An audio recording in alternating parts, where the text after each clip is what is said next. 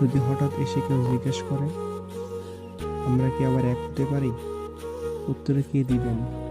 না, আজীবন ভালোবাসবো তাকে, কিন্তু আর কখনো এক হতে পারবো না, কখনো ভুলতে পারবো না তার দেওয়া মানসিক আঘাতগুলো। তাকে পাওয়ার জন্য প্রতিনিয়ত ছটফট করছি আমি। সে বুঝেও বোঝার চেষ্টা করিনি। তার সাথে দুটো কথা বলার জন্য সারাদিন অপেক্ষা করতাম, কিন্তু তার সময় হয়ে উঠতো না। ভীষণভাবে অবহেলিত হয়ে দূরে সরে এলাম। সে একবার আটকাতেও চাইল না, শুধু একবার বলতো, যেও না তুমি, আমি আর কখনো অবহেলা করবো না তোমার। তাহলেও থেকে যেতাম, কিন্তু সে তখনও আমার থেকে মুখ ফিরিয়ে নিয়েছে। সে বলল, যে যেতে চায় তাকে আটকাবো কি করে।